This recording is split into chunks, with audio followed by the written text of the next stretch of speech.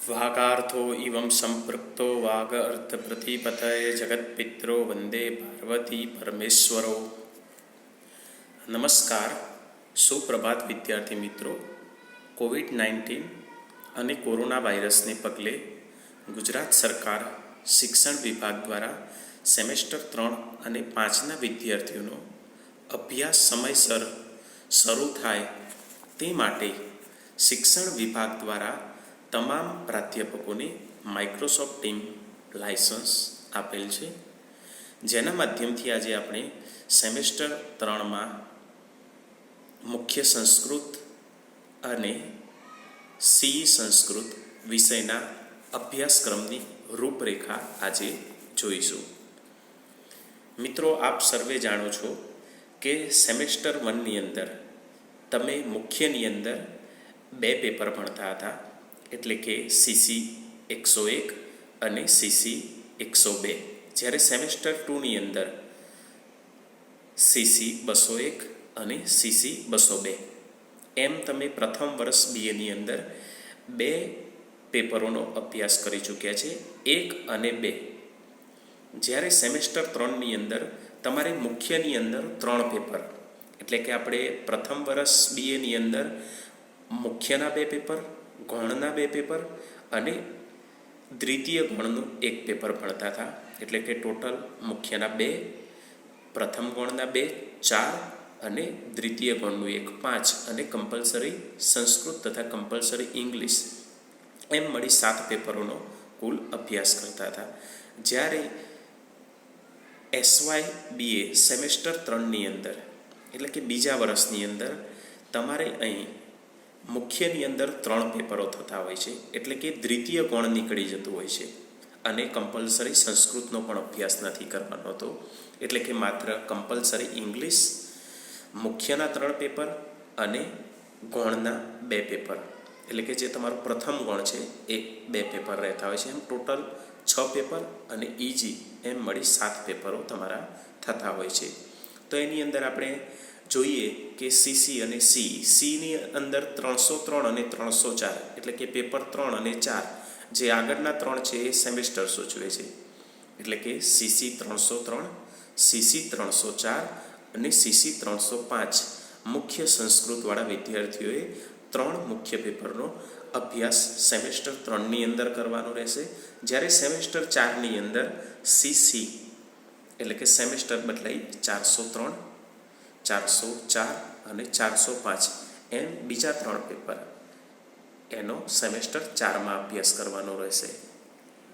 આજે આપણે જોઈએ કે સેમેસ્ટર 3ની અંદર સીસી 303માં અભ્યાસક્રમની રૂપરેખા, એટલે કે આપણે સીસી 303ની અંદર શું અભ્યાસ કરવાના છીએ તેના વિશે આજે આપણે માહિતી અહીંયા મેળવીશું.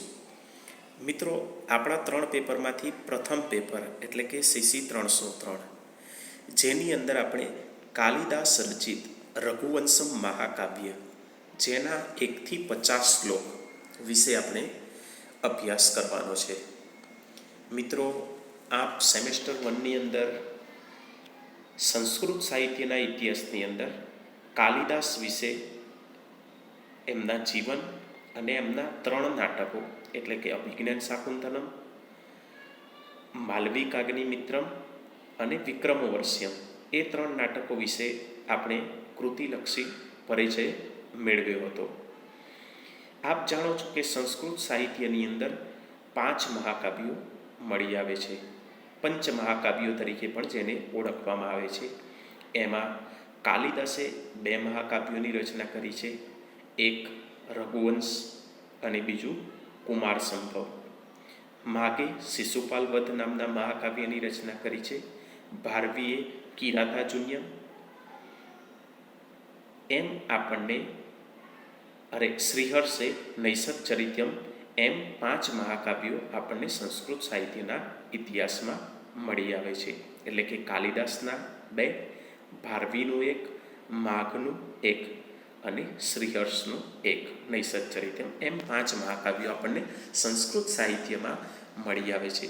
જેની અંદરથી આજે આપણે, એટલે કે સંસ્કૃત વિષય સાથે તમે જુઓ તો પ્રથમ આપણે અહીંયા મહાકાવ્યનો તમે અભ્યાસ કરી રહ્યા છો. આપણે અગાઉ મહાકાવ્યના લક્ષણો જોયા હતા, જેમાં અશ્વઘોષ રચિત બુદ્ધચરિતમાં આપણે મહાકાવ્યના લક્ષણો અને એનું મૂલ્યાંકન પણ જોયું હતું. એ જ આ મહાકાવ્ય છે. મિત્રો, નાટક આપણે જોતા હતા કે કાલિદાસના નાટકોમાં અભિજ્ઞાન શાકુંતલમ વિશે પણ આપણે અભ્યાસ કર્યો હતો, એની કૃતિની માહિતી. એ 7 અંકનું છે. આ ઉપરાંત તમે સ્વપ્ન વાસવદત્તમ નાટક પણ ભાસનું અભ્યાસ કરી ચૂક્યા છો, જેમાં પણ 6 નાટકો હતા. હવે પ્રશ્ન થાય કે મહાકાવ્ય એટલે શું? તો એમ કહી શકાય કે ખૂબ જ મોટું અથવા તો વિશાળ, વ્યાપક એટલે કે મહાકાવ્ય, એવો એક સામાન્ય અર્થ આપણે કરી શકીએ. આપણે જે અગાઉ જ મેં તમને આ વિડીયોની શરૂઆતમાં જેમાં આપણે નમસ્કાર કરી અને વિડીયોની શરૂઆત કરી હતી, વાગાર્થિવમ સંપૃક્તો વાગ અર્થ પ્રતિપતય જગત પિત્રો વંદે પાર્વતી પરમેશ્વર.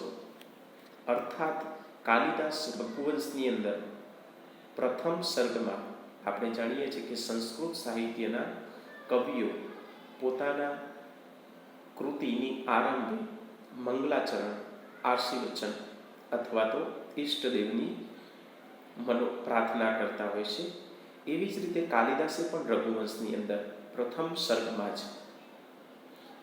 વાણી અને અર્થની જેમ જોડાયેલા જગતના માતા પિતા અર્થાત પાર્વતી અને પરમેશ્વર અર્થાત શંકરને વર્ણન એટલે કે વાણી અને અર્થની પ્રાપ્તિ માટે વંદન કર્યા છે. આપણે કાલિદાસના જન્મ વિશે પણ થોડી દંતકથાઓ સેમેસ્ટર 2ની અંદર સંસ્કૃત સાહિત્યના ઇતિહાસમાં મેં તમને અભ્યાસ કરાવ્યો હતો કે કાલિદાસ પોતે મૂર્ખ હતા અને એમને પોતાની આગળ પણ આપણે એમના જીવન વિશે માહિતી મેળવીશું.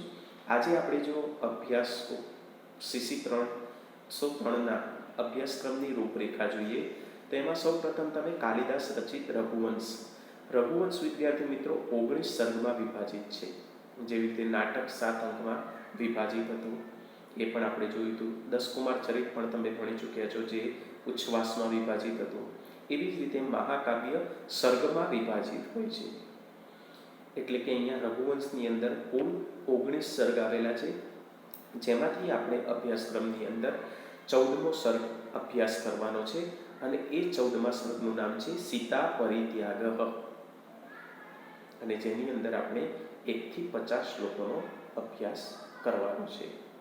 બીજું જે આપણે અભ્યાસ કરવાનો છે એની અંદર વ્યાકરણ, એની અંદર વ્યંજનાત્મના રૂપો છે, જેમાં 4 રૂપોનો અભ્યાસ કરવાનો છે: જગત, વાચ, ચંદ્રમસ અને રાજન. અને બીજા સર્વનામવાચક શબ્દોના રૂપો, જેમાં અસ્મદ, યુષ્મદ, તદની અંદર આપણે પુલ્લિંગના પણ રૂપો જોવાના છે, સ્ત્રીલિંગના પણ જોવાના છે અને નપુંસકલિંગના પણ જોવાના છે. કિમમાં પણ એ રીતે જ પુલ્લિંગ, સ્ત્રીલિંગ અને નપુંસકલિંગના ત્રણેયના રૂપો જોવાના છે. એટલે કે વિદ્યાર્થી મિત્રો, CC 303ની અંદર જે આપણી ટેક્સ્ટ છે એમાં કાલિદાસ રચિત રઘુવંશમ, જેમાં 1 થી 50 શ્લોક, 14મા સર્ગનું શું નામ છે તો સીતા પરિત્યાગ. મિત્રો, એક બાબત પણ આજે આપણે કાલિદાસનો રઘુવંશમનો જ અભ્યાસ કરી રહ્યા છીએ, તો તમે પણ સંસ્કૃત વિષયના અભ્યાસુ હોય, હું તે પણ તમને જણાવું કે આજે કાલિદાસ દિવસ તરીકે આપણે ઉજવીએ છીએ. આપણે મિત્રો જાણીએ છીએ કે મેઘદૂત જે વિશે તમે કૃતિ વિશે માહિતી નથી હજુ પ્રાપ્ત કરી, માત્ર આપણે એમના નામ વિશે FIBAમાં અભ્યાસ કર્યો હતો, જ્યારે આપણે એના 3 નાટકો વિશે અભ્યાસ કરી રહ્યા હતા. જેમાં આપણે રઘુવંશમાં અભ્યાસ કરતા પહેલાં આજે આપણે મેઘદૂત વિશે જોઈએ. તો અષાઢસ્ય પ્રથમ દિવસે મેઘમ અશ્લિષ્ટમ વપ્રક્રીડા પરિણગતમ ગજ પ્રેક્ષણીયમ. એટલે કે મિત્રો, આજે આપણે કાલિદાસ દિવસ તરીકે ઉજવવા જઈ રહ્યા છીએ. અષાઢના પ્રથમ દિવસે જ આકાશમાં જોઈ મેઘને જોઈ યક્ષના મનમાં પણ કલ્પનાની ઉડાન ઉભરી આવે છે, અને એ પોતે હાલ જ પોતાની અલકા નગરીમાં જવા માટે અને મેઘદૂત એને જ એટલે કે કાલિદાસ મેઘને દૂત બનાવી એ આ મેઘદૂતની રચના કરે છે. તો આજે આ સમયે આપણે કાલિદાસને પણ કાલિદાસ દિવસ તરીકે વંદન કરીએ છીએ. અને આપણું જે આજે ટેક્સ્ટ જે ભણવા જઈ રહ્યા છે કૃતિ એટલે કે રઘુવંશમ એ પણ કાલિદાસની રચના છે. તો એવા કવિ કુલગુરુ કાલિદાસને વંદન કરી અને નિર્વિઘ્નપૂર્ણ આપણો સેમેસ્ટર 3 અને આખા જ આપણે એવું કહી શકાય કે સ્નાતક BAની ડિગ્રી સફળતાપૂર્વક તમે પ્રાપ્ત કરો એવી હું અભિલાષા રાખું છું.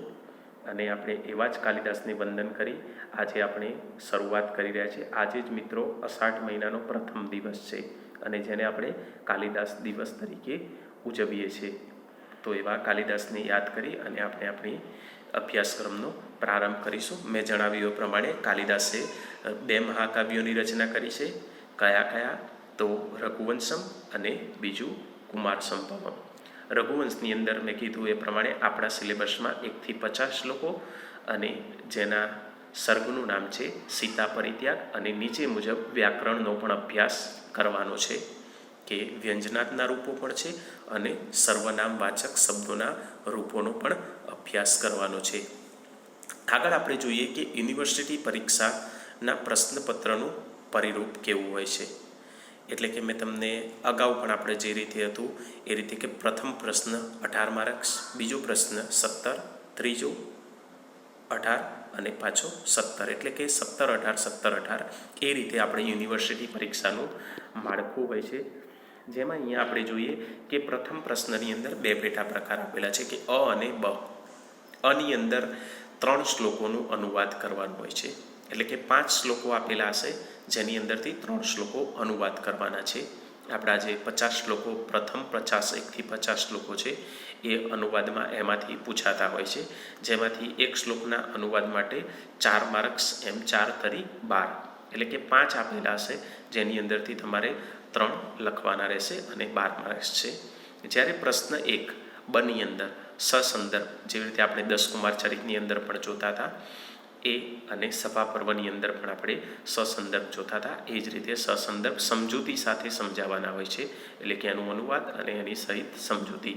એટલે કે 4 સસંદર્ભ આપેલા હોય છે અને જેની અંદરથી તમારે 2 પરીક્ષામાં લખવાના હોય છે. એકના 3 માર્ક્સ એટલે 3 × 2 બરાબર 6 માર્ક્સનો આપણો પ્રશ્ન 1 બ થતો હોય છે. એટલે કે 12 + 6 બરાબર 18, એટલે કે પ્રશ્ન 1 18 માર્ક્સનો હોય છે. પ્રશ્ન 2 ઉપર જોઈએ તો નિયત કૃતિને આધારે 300 શબ્દોમાં જનરલ પ્રશ્ન એટલે કે લોંગ પ્રશ્ન પૂછાતો હોય છે, નિબંધાત્મક. જેવી રીતે આપણે કૃતિલક્ષી હોય છે. આગળ મેં તમને એ કેવા કેવા પ્રશ્નો પૂછાતા હોય છે એ પણ આપણે ચર્ચા કરીશું. અને એવા દરેક પ્રશ્નો જે આ PPTમાં આપેલા છે એ પણ તમને વારાફરતી 1 by 1 આપણે પ્રશ્નો વિડીયોના માધ્યમથી અભ્યાસ કરીશું. એની અથવામાં બીજો કૃતિલક્ષી પ્રશ્ન હોય છે, એટલે કે 300 શબ્દોમાં આ જનરલ પ્રશ્ન લખવાનો હોય છે જેના ગુણ હોય છે 17 ગુણ. એટલે કે પ્રથમ પ્રશ્ન 18 અને બીજો પ્રશ્ન 17 માર્ક્સનો, એટલે કે 18 અને 17 + 35 માર્ક્સ તમારા થતા હોય છે. ત્રીજો પ્રશ્ન આપણે જોઈએ તો એ પણ કેવું હોય છે, 2 પાર્ટમાં વહેંચાયેલું છે, અ અને બ. અની અંદર કોઈ પણ 4 ટૂંક નોંધમાંથી 2 ટૂંક નોટ લખવાની હોય છે. કેટલા શબ્દોમાં? તો 150 શબ્દોમાં. એટલે કે એક શોર્ટ નોટના 6 માર્ક્સ છે અને 6 × 2 બરાબર 12 માર્ક્સની 2 તમારે શોર્ટ નોટ લખવાની હોય છે. જ્યારે પ્રશ્ન 3 બની અંદર વ્યાકરણ એટલે કે જે આપણે ઉપર જોયું કે વ્યંજનાદના રૂપો અને સર્વનામના રૂપો, જેની અંદરથી 9 રૂપો આપેલા હોય છે જેમાંથી 6ના તમારે નામ ઓળખવાના હોય છે. જેવી રીતે કિમનું પ્રથમ પુરુષ એકવચનનું રૂપ પૂછાય, અથવા તો જગતનું પૂછાય, અથવા તો વાચ એટલે કે વાણી એનું પણ પૂછાતું હોય છે. તો એવા રૂપો 9 આપેલા હોય છે જેની અંદરથી તમારે રૂપો ઓળખવાના હોય છે. એક રૂપ ઓળખવાનો 1 માર્ક હોય છે, એટલે કે 6 તમારે રૂપ ઓળખાવાના હોય છે. 1નો 1 માર્ક્સ, એટલે કે 1 × 6 બરાબર 6 માર્ક્સ હોય છે.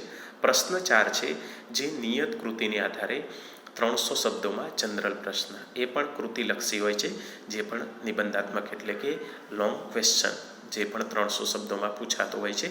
એની અથવામાં પણ કૃતિલક્ષી જ 300 શબ્દોમાં જનરલ પ્રશ્ન હોય છે. એટલે કે પરીક્ષાનું પ્રારૂપ પ્રશ્નપત્રનું તમે પરિરૂપ જુઓ તો એ 4 પ્રશ્નો વહેંચાયેલા છે.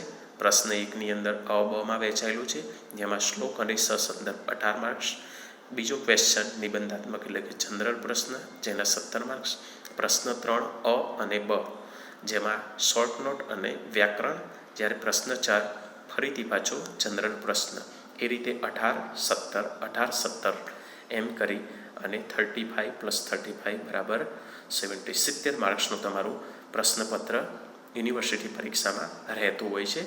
અને 30 માર્ક ઇન્ટરનલના હોય છે. જેવી રીતે તમે સેમેસ્ટર 1 અને 2ની અંદર પણ ઇન્ટરનલ માર્ક્સ હતા કે 15 માર્ક્સ આપણી કોલેજ પરીક્ષા, 5 માર્ક્સ તમારી હાજરી, જ્યારે 10 માર્ક એસાઇનમેન્ટ, જેમાં તમારે 4 એસાઇનમેન્ટ આપવાના હોય છે. એસાઇનમેન્ટ પણ આપણે ક્રમશઃ અભ્યાસ કર્યા બાદ તમને એસાઇનમેન્ટ પણ અહીંયાથી ઓનલાઈન આપવામાં આવશે અને સબમિટ કરવા માટેની લિંક પણ તમને અહીંથી હું પ્રોવાઈડ કરીશ, જેમાં તમે અપલોડ તમારું એસાઇનમેન્ટ કરી શકશો. 4 એસાઇનમેન્ટ આપવામાં આવશે. એક એસાઇનમેન્ટના 2.5 માર્ક્સ છે. 2.5 + 2.5 + 2.5 2.5 × 4 = 10 માર્ક. 5 હાજરી, 10 + 15 અને 15 તમે કોલેજ આંતરિક પરીક્ષામાં મેળવેલા માર્ક્સને આધારે તમારું 30 માર્ક્સનું ઇન્ટરનલ તૈયાર થશે. અને 30 + યુનિવર્સિટી પરીક્ષાનું 70 એટલે કે 100નું તમારા માર્ક્સ તમારી ગણાતા હોય છે. હવે આગળ આપણે જોઈએ કે આની અંદર કેવા કેવા પ્રશ્નો પૂછાતા હોય છે. મેં કેટલાક પ્રશ્નો આપણી યુનિવર્સિટી પરીક્ષાના પાછલા 3, 4, 5 વર્ષના પેપરના આધારે કે જે પરીક્ષામાં વારંવાર પ્રશ્નો પૂછાતા હોય છે એ વિશે આજે આપણે એ પ્રશ્નો જોઈશું. આ પ્રશ્નો ક્રમશઃ આપણે તમામ વિડીયોના માધ્યમથી રોજે રોજ તમને ટાઈમ ટેબલ આપ્યું છે.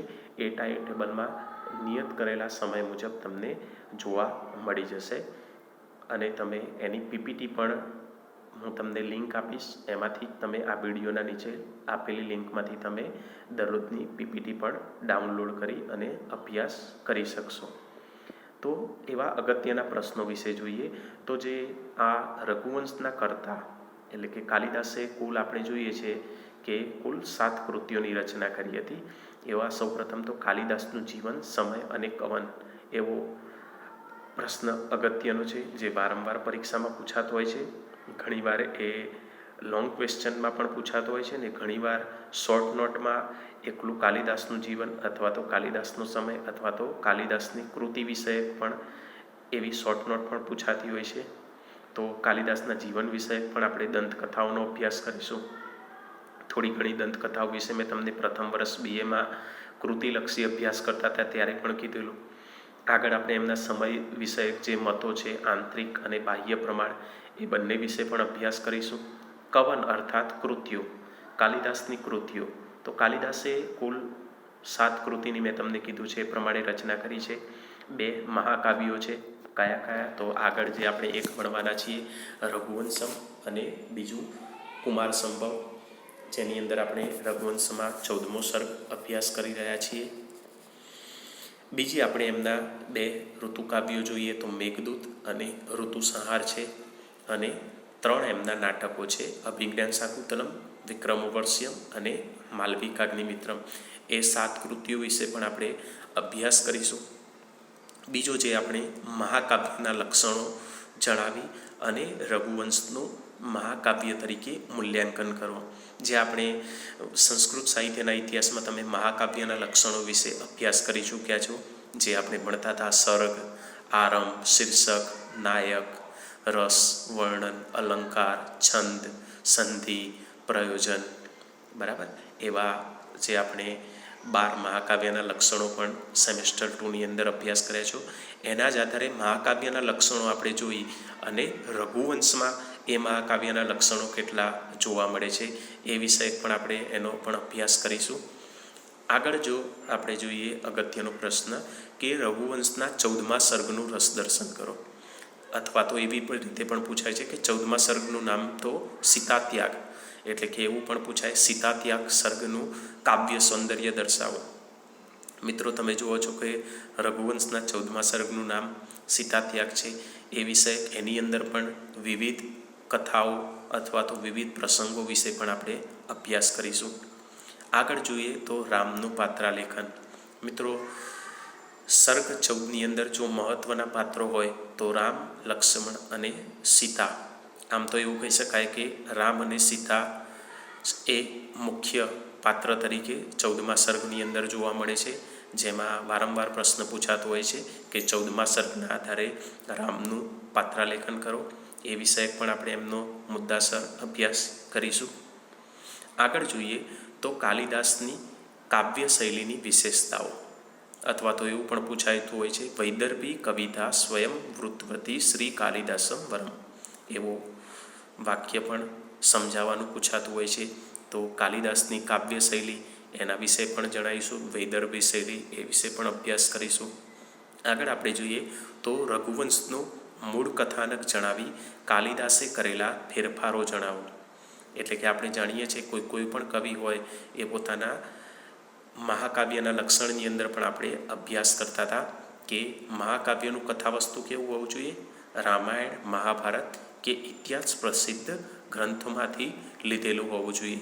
એ જ રીતે રઘુવંશનું મૂળ કથાનક પણ એના વિશે પણ જોઈશું કે રઘુવંશના વંશનું વર્ણન કરેલું છે, જેની અંદર દિલીપ રાજાથી એટલે કે સૂર્યથી આમ તો શરૂ કરી વૈવસ્ત મનુ અને સૂર્યથી શરૂ કરી અને અગ્નિ મિત્ર સુધીના તમામ રાજાઓનું એટલે કે રઘુવંશના તમામ રાજાઓનું અહીંયા વર્ણન કરી અને એમાં કાલિદાસે શું ફેરફાર કરેલા છે, એટલે કે રામાયણની જે કથા છે અને એની અંદર કાલિદાસે કયા નૂતન પરિવર્તનો કર્યા છે એ વિશે પણ આપણે એ પ્રશ્નની અંદર જોઈશું. આગળ મેં તમને કીધું હતું કે મુખ્ય પાત્રો બે જોવા મળે છે, રામ અને સીતા. તો એ રીતે સીતાનું પણ પાત્ર પૂછાતું હોય છે કે રઘુવંશના સર્ગ 14ના આધારે સીતાનું પાત્રાલેખન કરો, જે પણ આપણે અભ્યાસ કરીશું. બીજા અગત્યના પ્રશ્નો મેં તમને કીધું હતું કે ઘણી વખતે લોંગ ક્વેશ્ચનમાં કાલિદાસનું જીવન, સમય અથવા તો કૃતિ ના પૂછાતી હોય તો શોર્ટ નોટમાં માત્ર કાલિદાસની કૃતિઓ વિશે પણ પૂછાતું હોય છે.